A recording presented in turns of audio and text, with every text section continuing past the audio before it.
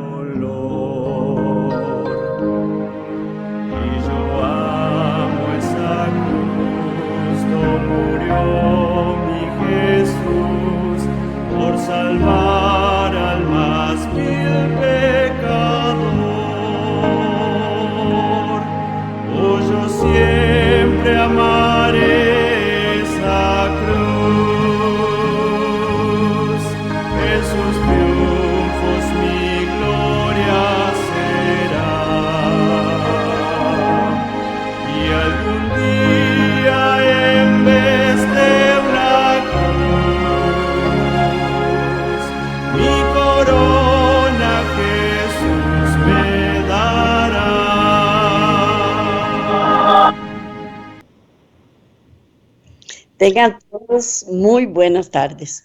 Es un placer para mí estar aquí de nuevo una semana más con ustedes, aprendiendo, enseñando, compartiendo con ustedes todas estas maravillosas enseñanzas que Dios pone a nuestra disposición para que lo conozcamos, para que lo respetemos, para que lo amemos, para que estemos con Él, como dice en estos momentos tan convulsos, porque la verdad es que el mundo entero está convulsionado, se acercan nuevas cosas, peligros inminentes, todas las cosas feas que la humanidad podemos hacer, porque es la humanidad la que nos lleva a hacer todas estas cometer todas estas equivocaciones e irnos contra nuestros propios hermanos, contra la naturaleza, contra Dios, contra todos, porque sin Dios lo único que sabemos hacer es desparramar. Pues aquí nosotros los guiamos, así como Dios nos ha guiado a nosotros, porque nosotros también hemos estado en el lado que ustedes tal vez estén en este momento, y Él nos ha guiado para que nosotros recapacitemos, pensemos y aprendamos cómo debemos manejar las cosas, cómo debemos ser cada día mejor, aunque para nosotros es sumamente difícil aprender también, porque cambiar la vana manera de vivir, eso es demasiado difícil. Pero aquí estamos, agarrados de la mano de Dios, yo con Él y esperando que ustedes también se agarren de la mano del Todopoderoso y que nos ayude a salir adelante en todas estas preocupaciones y cosas que tenemos. Pues hoy estamos aquí una vez más aprendiendo sobre el deseado de toda la gente, y el capítulo de hoy el programa de hoy es: haced esto en memoria de mí, haced esto en memoria de mí. Y vamos a elevar una plegaria al Señor. Espero que usted, donde quiera que esté, ore conmigo, incline su rostro, doble rodillas si se puede, y ore conmigo. Amantísimo Padre Celestial, estamos aquí de nuevo delante tuyo para alabarte, bendecirte y para pedirte por favor que nos ayudes un año más de vida de acuerdo al calendario que nosotros llevamos, aunque sabemos que no es tu calendario, Señor, pero aquí estamos para que nos ayudes a ser mejor, a salir adelante, a amarte más, a defenderte delante de las demás personas cuando te niegan, Señor, y que den la sabiduría y el entendimiento para que lo podamos hacer. Gracias, Padre, por escuchar nuestras oraciones, por guiarnos, por escogernos, por bendecirnos y por enseñarnos también. Gracias, Padre, en el nombre de Cristo Jesús. Amén. Pues hoy vamos a ver, haced esto en memoria de mí. Haced esto en memoria de mí. Pues esto lo pueden oír ustedes, como lo dijimos en el principio del programa, en todas nuestras redes sociales, en Facebook Live, lo podemos ver en WhatsApp, lo podemos ver en cualquier parte que accesemos, en Laicos en Acción en YouTube. Ahí toda la información necesaria que ustedes deseen tener acerca de Cristo Jesús, de acuerdo a sus enseñanzas, ahí la van a encontrar. Y es unos temas que son sacados propiamente de la Biblia y los llevamos a ustedes de la manera más nítida posible, sin ningún tipo de contaminación, para que logremos esclarecer un montón de dudas y un montón de cosas que nos han inculcado en la cabeza y que tal vez no están de acuerdo con el Señor. Pues este tema de hoy lo encontramos en Mateo 26, del 20 al 29. En Marcos también 14, del 17 al 25. Y en Lucas 22, del 14 al 23. También podemos encontrarlo en Juan 13 y el 18 al 30. Toda esta información se encuentra en los 4 evangelios. Unos dicen una cosa, otros amplían un poquito más la información, otros la detallan un poquito más, pero los 4 están completamente de acuerdo que esto ocurrió y todos están en la misma circunstancia. Pues hoy vamos a empezar con haced esto en memoria de mí. Haced esto en memoria de mí. El Señor Jesús, la noche que fue entregado, tomó pan y habiendo dado gracia lo partió y dijo: tomad y comed, esto es mi cuerpo, que por vosotros es partido. Haced esto en memoria de mí. Asimismo tomó también la copa y después de haber cenado diciendo: esta copa es el nuevo pacto en mi sangre. Haced esto todas las veces que la bebáis en memoria de mí. Así pues, haced las veces que comáis este pan, todas las veces que comáis este pan y bebáis esta copa, la muerte del Señor anunciad hasta que venga el Evangelio. Hasta que venga el Evangelio. Y esto lo encontramos en todas esas citas bíblicas que les di.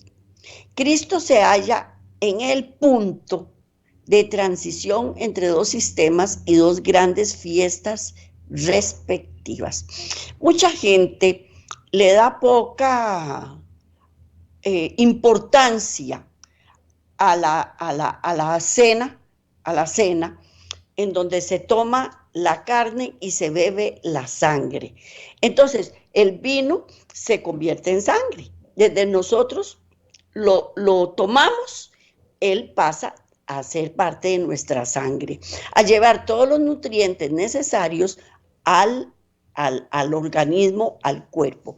Y el pan que nosotros ingerimos también se convierte en cuerpo. Pues en ese momento nosotros estamos ingiriendo la sangre y el pan de vida que es Cristo Jesús, Y esta cena es demasiado importante. Hago esta acotación porque he oído varias cosas sobre la comunión que se da en otras iglesias, pero que son rituales que tal vez son escabrosos, pero en realidad esta es una actividad instituida por Cristo Jesús.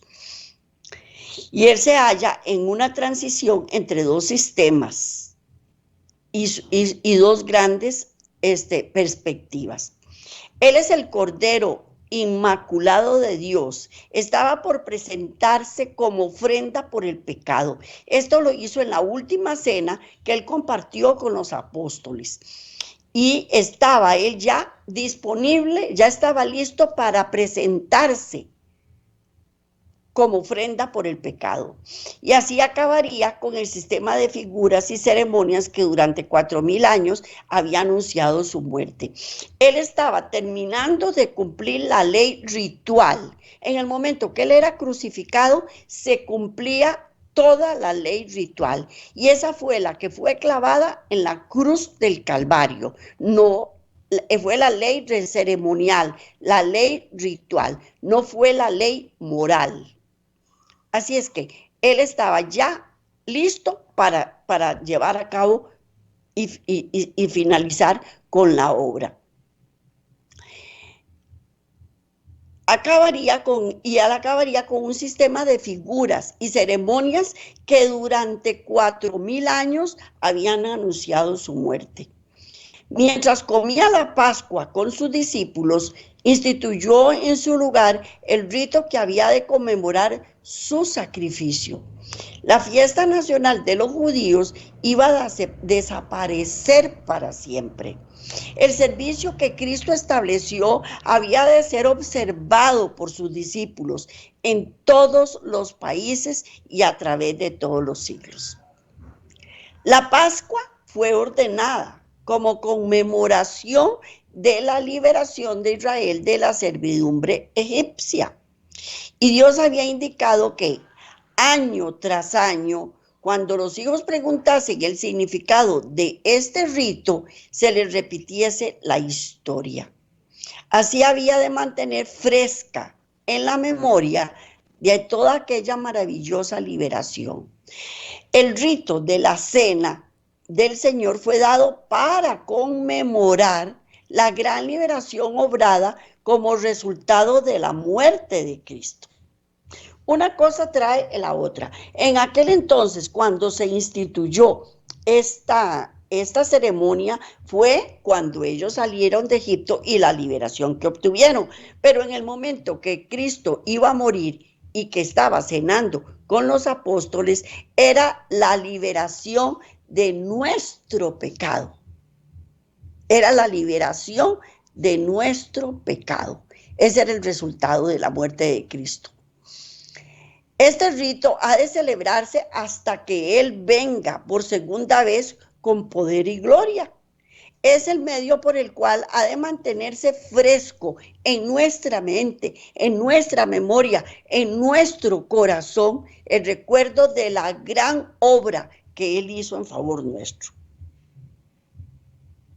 Porque fue una gran obra. Mire, sentir la liberación de un pecado y que uno ya no cargue más con esa culpa es algo sumamente grandioso. Es algo sumamente grandioso. Pues en ocasión de su liberación de Egipto, los hijos de Israel comieron la cena de Pascua. La comieron de pie, se la tragaron, por así decirlo. Ni siquiera la masticaron, porque tenían que salir huyendo. Tenían los lomos ceñidos, tenían el bordón en la mano y listos para huir, para el viaje que iba a durar 40 años a través del desierto. Era un viaje penoso y la manera en que celebraron este rito armonizaba con su condición, porque estaban por ser arrojados del país de Egipto e iban a empezar un viaje penoso y difícil a través del desierto. Pero en el tiempo de Cristo las condiciones ya habían cambiado. Era otra circunstancia.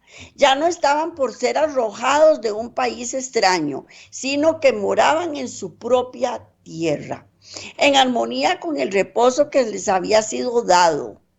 El pueblo tomaba entonces la cena pascual con una posición recostada. Rico, como cuando uno se sienta a la mesa y empieza a ingerir aquellos alimentos deliciosos que prepararon y uno se satisface y se goza de esa delicia de comida que está sintiendo su paladar.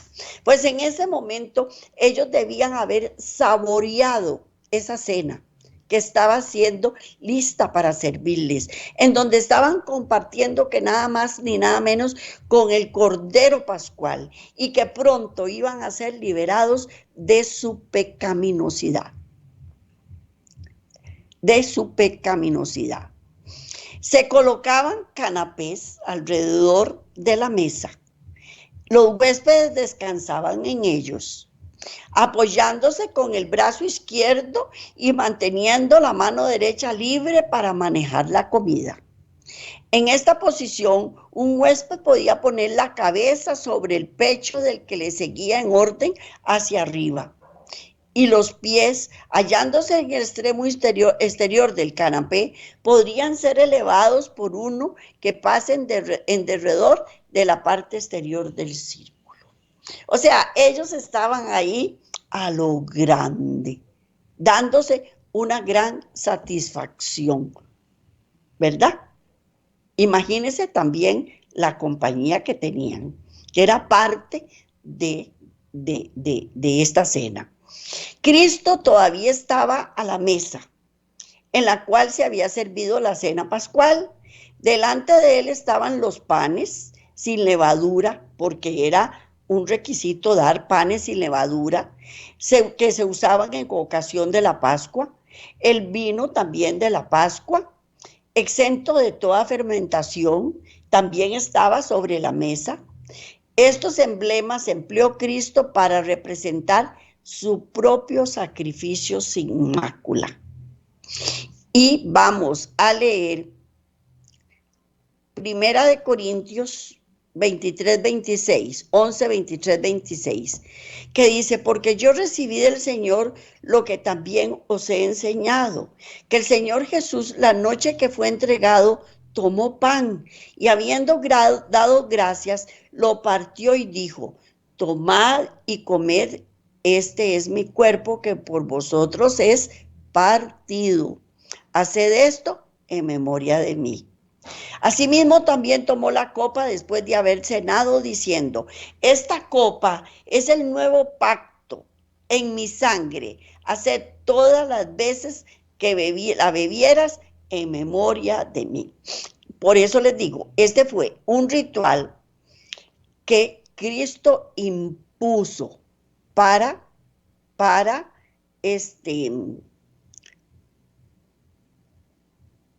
seguir en esta misma tradición, para tener una misma tradición. Y era la cena debía ser con pan ácimo, que no tenía levadura, y con vino sin fermentar, porque esto representaba el cuerpo y la sangre de Cristo, que en ese momento estaba sin mácula. Él no tenía absolutamente ni un solo pecado, porque él vino a este mundo y no pecó absolutamente en nada. Y comiendo con ellos, tomó Jesús el pan, lo bendijo, lo partió y lo dio a sus discípulos y dijo, tomad y comed, este es mi cuerpo.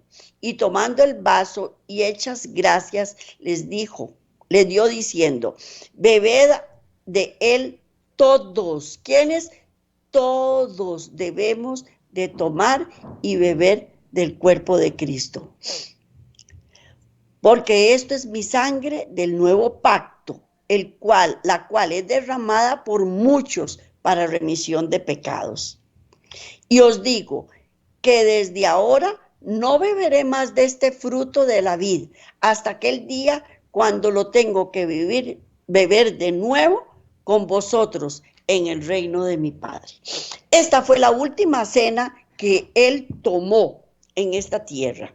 Ya la próxima es cuando estemos todos en la cena junto al Padre, todos unidos. Pero siempre hay un problema, ¿verdad? Cuando uno hace esas actividades, siempre hay alguien que derrama la leche, como dicen, ¿verdad? Y el traidor Judas estaba presente en el servicio sacramental.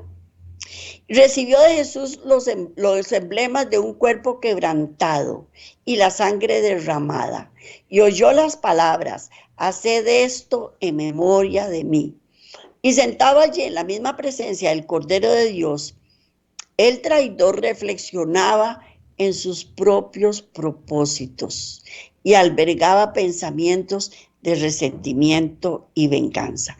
No hay nada peor que una persona resentida, que una persona amargada, que una persona que cree que todo, absolutamente todo lo merece. Y la verdad, les digo, no merecemos nada. Todo lo que tenemos es por la misericordia de Dios. Pero somos tan pecadores que no merecemos nada. Pero hay personas que creen que todo lo merecen y que todo el mundo tiene que atenderlos, que todo el mundo tiene que darles. Y ese resentimiento estaba en Judas y eso no lo dejó tener paz. Y él lo que tenía en su corazón era un deseo increíble de venganza. Mientras Cristo le lavaba los pies, había dado pruebas convincentes de que conocía el carácter de Judas. Y vamos a leer primera de Pedro 1:19, que dice, sino con la sangre preciosa de Cristo como un cordero sin mancha y contaminación. Y vamos a leer también Juan 13, del 11 al 15. Juan 13, del 11 al 15, que dice, porque sabía que le iba a entregar. Cristo sabía que Judas le iba a entregar y por eso dijo, no estáis limpios todos. Así que después de que les hubo lavado los pies, tomó su manto, volvió a la mesa y les dijo, ¿sabéis lo que os he hecho? ¿Entendiste? ¿Entendieron? ¿Por qué les lavé los pies? ¿Entendieron por qué estuve aquí con ustedes? Supuestamente haciendo una labor que no le correspondía, porque era una labor que los siervos tenían que realizar. Pero en este momento él estaba siendo el siervo de los siervos. Y vosotros me llamáis maestros. He lavado vuestros pies. Y también debéis lavar los pies los unos a los otros. Debéis lavar los pies los unos a los otros. Pues mientras él le lavaba los pies, él había dado pruebas convincentes de que conocía el carácter de Judas. Y les dijo, no estáis limpios todos, les había dicho. Estas palabras convencieron al falso discípulo de que Cristo leía su propio secreto. Pero ahora Jesús habló más claramente. Sentado a la mesa con los discípulos dijo, mirándolos, no hablo de todos vosotros, y sé los que he elegido, mas para que se cumpla la escritura, el que come pan conmigo levantó contra mí su calcañar. O sea, me dio una patada. Me dio una patada. Me dio un traspiés para que yo cayera. Él sabía lo que estaba haciendo. Él sabía lo que estaba diciendo. Él sabía lo que era Judas, y él sabe lo que somos nosotros. Él conoce las intenciones de nuestro corazón. No nos podemos esconder de él para nada, pero para nada. Aún entonces los discípulos no sospechaban nada de Judas, pero vieron que Cristo parecía muy afligido y una nube se posó sobre todos ellos, un presentimiento de una terrible calamidad, cuya naturaleza no comprendían. Y mientras comían en silencio, Jesús dijo, de cierto os digo que uno de vosotros me ha de entregar. Y al oír estas palabras, el asombro y la consternación se apoderaron de ellos. No podían comprender cómo cualquiera de ellos podía traicionar a su divino maestro con las cosas que lo habían visto hacer, con las cosas que lo habían hecho, los había oído decir, con todos los milagros que había hecho, con todo el amor con los que lo había hecho y con todo el amor con que los trataba. No lo podían entender. ¿Y por qué causa podría traicionarle? ¿Y ante quién? ¿Y en el corazón de quién podría haber habido tal designio? Y por cierto que no sería en él de ninguno de los favorecidos, que sobre todo los demás habían tenido el privilegio de oír todas sus enseñanzas, que habían compartido su admirable amor y hacia quienes había manifestado tan grande consideración al ponerlos en íntima comunión con él. Es increíble mundanalmente cómo después de que uno le ha entregado todo a una persona, le ha dado todo su esfuerzo, su amor, su voluntad, y que todavía lo traicione, y que todavía no esté conforme con lo que se les da, y que exijan más y más y más y quieran más. Y eso es a nivel de seres humanos, que uno sabe lo que tenemos las personas en el corazón y que somos cambiantes. Pero Cristo no cambia. Y Él nos lo ha dado todo, absolutamente todo, desde la vida. Y todo lo que hemos disfrutado en esta tierra. Y aún así no nos conformamos y pedimos más y más y más cada día. Pues ese era el caso de Judas, hasta llegar al punto de hacerle una zancadilla para que él tropezara y fuera entregado.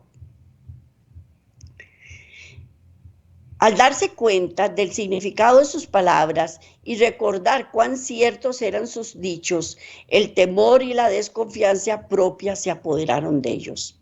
Comenzaron a escudriñarse cada uno su propio corazón para ver si albergaba algún pensamiento contra su maestro. Y con la más dolorosa emoción, uno tras otro preguntó: ¿soy yo, Señor? Pero Judas guardaba silencio. Al fin Juan, con profunda angustia, preguntó: Señor, ¿quién es? Y Jesús contestó: el que mete la mano conmigo en el plato, ese me ha de entregar. A la verdad el Hijo del Hombre va, como está escrito de él, mas ay de aquel hombre por quien el Hijo del Hombre es entregado. Bueno, le fuera a tal hombre no haber nacido. Los discípulos se habían escrutado mutuamente los rostros al preguntar: ¿soy yo, Señor? Y ahora el silencio de Judas atraía todos los ojos hacia él. En medio de la confusión de todas las preguntas y expresiones de asombro, Judas no había oído las palabras de Jesús en respuesta a la pregunta de Juan. Pero ahora, para escapar al escrutinio de los discípulos, preguntó como ellos: ¿soy yo, maestro? Y Jesús replicó solemnemente: tú lo has dicho. Tú lo has dicho. Uy, Señor Jesús, qué cosa más terrible. Porque lo que uno quiere es ser el liberado de cualquier pecado. Y en ese momento que Cristo Jesús lo acuse a uno, es algo increíble. Nada más póngase a pensar en el juicio venidero, que uno le pregunte: Señor, ¿perdí el examen? ¿Lo perdí? Y que él le diga a uno: tú lo has dicho. Uy, qué cosa más terrible. Debe ser algo sumamente agobiante. Debe ser algo espeluznante. Si el Señor le dice a uno: tú lo has dicho. Pues él, Judas, sorprendido, confundido, al ver expuesto su propósito, se levantó apresuradamente para salir del aposento. Entonces Jesús le dice, lo que haces, hazlo presto. Vaya, haga lo que tiene que hacer. No se detenga, corra, porque lo tiene que hacer. Como él, pues, hubo tomado el bocado, luego salió y era de noche. Era verdaderamente noche para el traidor, cuando apartándose de Cristo penetró en las tinieblas de afuera. Ya no había luz que alumbrara el camino de Judas. Ya no estaba Cristo acompañándolo. Ahora él se sumía en un mundo de tinieblas. Y hasta que hubo dado este paso, Jesús no había traspasado la posibilidad de arrepentirse. Pero cuando abandonó la presencia de su Señor y de sus discípulos, sus condiscípulos, había hecho la decisión final. Había cruzado el límite. Ya en ese momento, él no podía devolverse. Ya lo que tenía que hacer, tenía que hacerlo. Admirable había sido la longanimidad de Jesús en su trato con una alma tan tentada. Nada que pudiera hacerse para salvar a Judas se había dejado de lado. Después de que se hubo comprometido 2 veces al entregar a su Señor, Jesús le dio todavía la oportunidad de arrepentirse. Cuando él estuvo en la cena, él tuvo la oportunidad de arrepentirse y de decirle al Señor, perdóname, lava mi pecado, a lavarle los pies, porque también le lavó los pies a él. Le pudo haber dicho, lava mi pecado. Pero yo les digo una cosa, no hay peor cosa que querer limpiarle la cara a una persona que la quiere tener sucia. Por mucho esfuerzo que uno haga para limpiarlo, para justificarlo, para recomendarlo, para levantarlo, para sacarlo del pozo y del hoyo en que está metido, y no quiere. Y se vuelve a clavar en un mundo de tinieblas. Y Cristo había hecho todo lo humanamente posible por Judas. Imagínense, todo lo humanamente posible, porque en ese momento Cristo estaba como un ser humano aquí en la tierra. Y con toda la ayuda que Dios el Padre le podía haber dado, con todo el reconocimiento que el Padre le podía haber dado, y sin embargo, no quiso. Cristo no. Judas fue el que no quiso. Él no quiso. Y él tuvo todas las oportunidades. Pues leyendo el propósito secreto del corazón del traidor, Cristo dio a Judas la evidencia final y convincente de su divinidad. Y esto fue para el falso discípulo el último llamamiento al arrepentimiento. El corazón divino, humano de Cristo no escatimó súplica alguna que pudiera ser. Las olas de la misericordia, rechazadas por el orgulloso obstinado, volvían en mayor reflujo de amor subyugador. Pero aunque sorprendido y alarmado al ver descubierta su culpabilidad, Judas se hizo tan solo más resuelto a ella. Desde la cena sacramental salió para completar la traición. Él sintió que Cristo, primero pensó que Cristo no era un ser divino y no lo reconoció. Y luego, cuando se dio cuenta que sí lo era, lo único que le ocasionó en su corazón fue más ira, más odio, más rencor, más deseo de venganza. Y al pronunciar el ay sobre Judas, Cristo tenía también un propósito de misericordia para con los discípulos. Le dio así la evidencia culminante de su carácter de Mesías. Ahí se comprobó una vez más que él era el Mesías. Y os lo digo antes que suceda, advirtió, para que cuando suceda creáis que yo soy.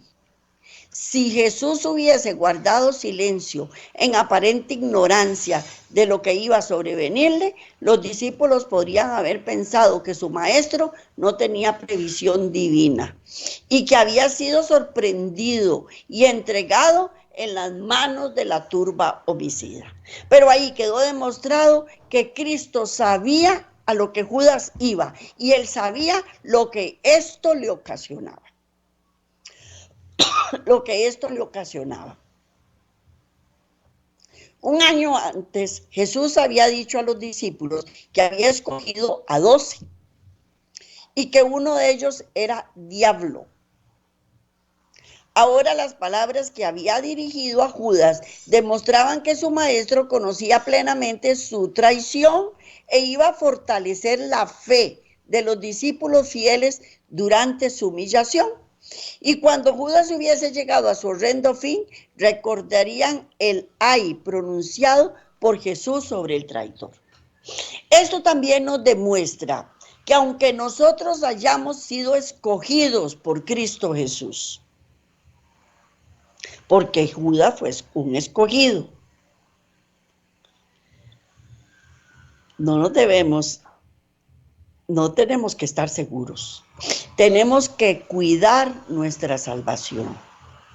Tenemos que proteger nuestra salvación. Y la única forma de proteger nuestra salvación es escondidos en Cristo Jesús. Es escondidos en Él. Porque si no estamos con Él, no lo logramos. No lo logramos. El Salvador tenía también otro propósito. Y no había privado de su ministerio a aquel que sabía que era traidor. Los discípulos no comprendieron sus palabras cuando dijo, mientras les lavaba los pies, no estáis limpios todos, ni tampoco cuando declaró en la mesa, el que come pan conmigo levantó contra mí su calcañar. No lo entendieron.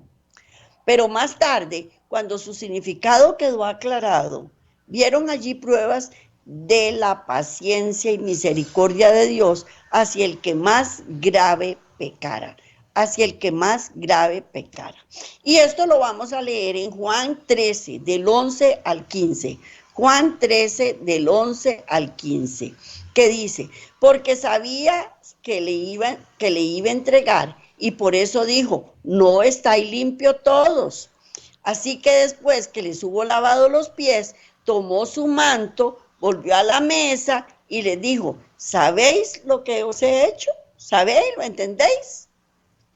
Vosotros me llamáis maestro y he lavado vuestros pies y vosotros también debéis lavaros los pies los unos a los otros, los unos a los otros. Y también les dijo en Juan 13, del 16 al 18, Juan 13 del 16 al 18. De cierto os digo, el siervo no es mayor que su señor, ni el enviado es mayor que el que le envió. Si sabéis estas cosas, bienaventurados seréis si así lo hiciereis.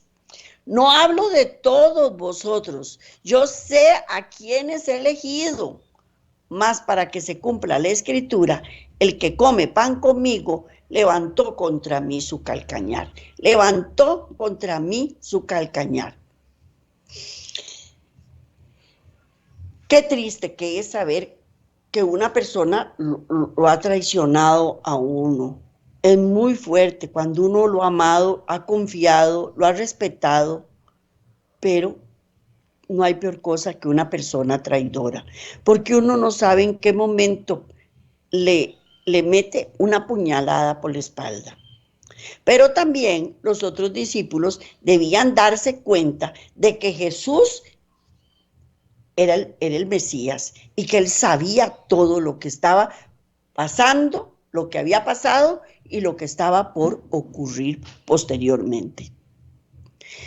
Y aunque Jesús conocía a Judas desde el principio, le lavó los pies y lo aceptó también en el grupo. Y él, desde que lo aceptó en el grupo, sabía quién era Judas.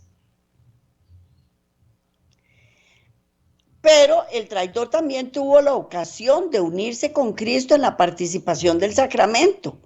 Un Salvador longánime ofreció al pecador todo incentivo para recibirle, para arrepentirse y ser limpiado de la contaminación del pecado. Y este ejemplo es para todos nosotros. Cuando suponemos que alguno está en error y pecado, no debemos separarnos de él. No debemos dejarle presa de la tentación por algún apartamento negligente, ni tampoco impulsarle al terreno de la batalla de Satanás. Tal no es el método que empleó Cristo, porque los discípulos estaban sujetos a yerros y defectos. Eran seres humanos, como usted y como yo. Y ellos también se equivocaban. Pero aún así Cristo lavó sus pies y todos menos uno de los 12 fue traído al arrepentimiento. Todos menos uno fue traído al arrepentimiento. No es porque una persona va a la iglesia, no es porque una persona comparte el lavamiento de pies, comparte la cena y está todo el tiempo alabando y predicando y hablando del Señor, que ya quiere decir que fue traído al arrepentimiento. No. Por eso la palabra de Dios dice, no todo el que me dice Señor, Señor, será salvo. No todo. Así es que debemos arrepentirnos de corazón, de corazón. El ejemplo de Cristo prohíbe la exclusividad en la cena del Señor. La verdad es que el pecado abierto excluye a los culpables. Y esto lo enseña claramente el Espíritu Santo. Pero fuera de esto, nadie ha de pronunciar un juicio. Dios no ha dejado a los hombres el decir quiénes se han de presentar en estas ocasiones. Porque ¿quién puede leer el corazón? ¿Quién puede distinguir la cizaña del trigo? Por tanto, pruébese cada uno a sí mismo y coma así del pan y beba de la copa, porque cualquiera que come de este pan y beba de la copa indignamente será culpable del cuerpo y la sangre del Señor. Pero el que come y bebe indignamente sin discernir del cuerpo del Señor, juicio come y bebe para sí. Vamos a leer 1 Corintios 5:11. Más bien os escribí que no os juntéis con ninguno que llamándose hermano fuere fornicario o avaro o idólatra o maldiciente o borracho o ladrón, con tal ni aún comáis. Eso el Señor nos lo aconseja. No estemos con ellos. ¿Por qué? Porque en cualquier momento le clavan a uno la puñalada por la espalda. 1 Corintios 11, 27 al 29. 1 Corintios 11, 27 al 29. De manera que cualquiera que comiera este pan o bebiera esta copa del Señor indignamente será culpado del cuerpo y la sangre del Señor. Por tanto, pruébese cada uno a sí mismo, no a los demás, es a sí mismo, y coma así del pan y beba de la copa, porque el que come y bebe indignamente, sin discernir que es el cuerpo del Señor, juicio come y bebe para sí. Juicio come y bebe para sí. Cuando los creyentes se congregan para celebrar los ritos y están presentes mensajeros invisibles para los ojos humanos, puede haber un Judas en el grupo, y en tal caso hay allí mensajeros del príncipe de las tinieblas, porque ellos acompañan a todos los que se niegan a ser dirigidos por el Espíritu Santo. Los ángeles celestiales están también presentes, y estos visitantes invisibles están presentes en toda ocasión. Pueden estar en el grupo de personas que no son de todo corazón abierto de la verdad y la santidad, pero no desean tomar parte en el rito, pero que desean tomar parte en el rito. No deben prohibírsela. Hay testigos que estuvieron presentes cuando Jesús lavó los pies de los discípulos y de Judas. Y hay ojos más que humanos que contemplan la escena. Uno no debe negarle la palabra de Dios, el pan, ni el vino, ni el compartir a nadie. Por el Espíritu Santo, Cristo está allí para poner el sello a su propio rito. Está allí para convencer y enternecer el corazón. Ni una mirada, ni un pensamiento de contrición escapa a su atención. Él aguarda el arrepentido y de contrito corazón.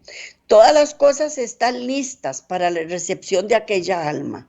El que lavó los pies a Judas anhelaba lavar de cada corazón la mancha del pecado. Nadie debe excluirse de la comunión porque está presente alguna persona indigna. Cada discípulo está llamado a participar públicamente de ella y dar así testimonio de que acepta a Cristo como Salvador personal. Es en estas ocasiones designadas por el corazón cuando Cristo se encuentra con los suyos y los fortalece con su presencia. Corazones y manos indignos pueden administrar el rito. Sin embargo, Cristo está allí para ministrar a sus propios hijos. Todos los que viven con su fe en Él serán grandemente bendecidos, y todos los que descuidan estos momentos de privilegio divino sufrirán una pérdida acerca de ellos que puede decir con acierto: no estáis limpios todos. Al participar con los discípulos del pan y el vino, Cristo se comprometió como su redentor.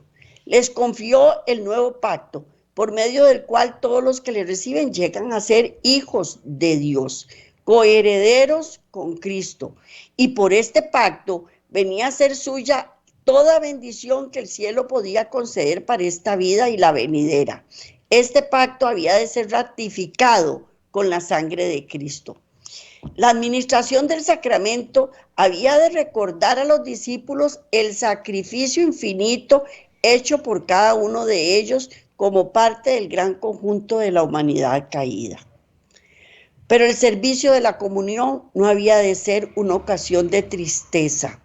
Tal no era su propósito. Y mientras los discípulos se reúnen alrededor de la mesa, no han de recordar y lamentar sus faltas, no han de espaciarse en su experiencia religiosa pasada, haya sido esta elevadora o deprimente.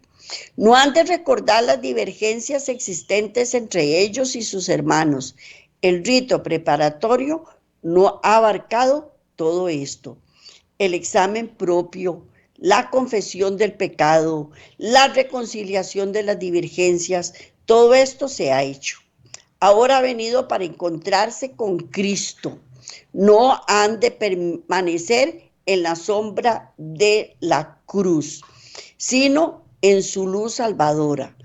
Han de abrir el alma a los brillantes rayos del sol de justicia, con corazones purificados por la preciosísima sangre de Cristo y en plena conciencia de su presencia, aunque invisible. Han de oír sus palabras: la paz os dejo, mi paz os doy, no como el mundo la da, yo os la doy. Y eso lo encontramos en Juan 14, 27, que dice: la paz os dejo, mi paz os doy. No, yo no la doy como el mundo la da. No se turbe vuestro corazón, ni tenga miedo. Así, 1 Corintios 11, 26.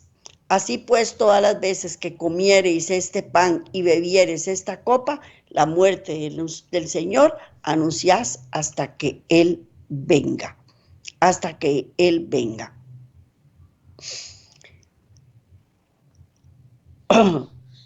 Nuestro Señor dice: Bajo la convicción del pecado, recordad que yo morí por vosotros, cuando seáis oprimidos, perseguidos y afligidos por mi causa y la del Evangelio. Recordad mi amor, el cual fue tan grande que di mi vida por vosotros. Cuando vuestros deberes parezcan austeros y severos y vuestras cargas demasiado pesadas, recordad que por vuestra causa soporté la cruz, menospreciando la vergüenza. Cuando vuestro corazón se atemoriza ante penosa prueba, recordad que vuestro Redentor vive para interceder por vosotros. El rito de la comunión señala la segunda venida de Cristo también. Estaba destinado a mantener esta esperanza viva en la mente de los discípulos. En cualquier oportunidad en que se reunieron para conmemorar su muerte, relataban cómo él, tomando el vaso y hechas gracias, les dio diciendo: bebed de él todos, porque esto es mi sangre del nuevo pacto, la cual es derramada por muchos para remisión de los pecados. Y os digo que desde ahora no beberé más de este fruto de la vid hasta aquel día, cuando lo tengo que beber de nuevo con vosotros en el reino de mi Padre. En su tribulación hallaba consuelo en la esperanza del regreso de su Señor. Les resultaba maravillosamente consolador el pensamiento: todas las veces que comáis este pan y bebáis esta copa, la muerte del Señor anunciáis hasta que Él venga. Estas cosas que no las debemos olvidar nunca. El amor de Jesús con su poder contritivo ha de mantenerse fresco en nuestra memoria. Cristo instituyó este rito para hablarse a nuestros sentidos del amor de Dios expresado en nuestro favor. No puede haber unión entre nuestras almas y Dios excepto por Cristo. La unión y el amor entre hermanos debe ser cimentado y hechos eternos por el amor de Jesús. Y nada menos que la muerte de Cristo podía ser eficaz para nosotros este amor. Es únicamente por causa de su muerte por la que nosotros podemos considerar el gozo de su segunda venida. Su sacrificio es el centro de nuestra esperanza. En él debemos fijar nuestra fe. Demasiado a menudo los ritos que señalan la humillación y los padecimientos de nuestro Señor son considerados como una forma. Fueron instituidos con un propósito y nuestros sentidos necesitan ser vivificados para comprender el ministerio de la piedad. Es patrimonio de todos comprender mucho mejor de lo que comprendemos los sufrimientos expiatorios de Cristo. Como Moisés levantó la serpiente en el desierto, así el Hijo de Dios fue elevado para que todo aquel que en él creyere no se pierda, mas tenga vida eterna. Sino que debemos mirar la cruz del Calvario que sostiene a su Salvador moribundo. Nuestros intereses eternos exigen que manifestemos fe en Cristo. Nuestro Salvador dijo: no comáis la carne del Hijo del Hombre. Si no coméis, la carne del Hijo del Hombre y bebéis su sangre, no tendréis vida en vosotros.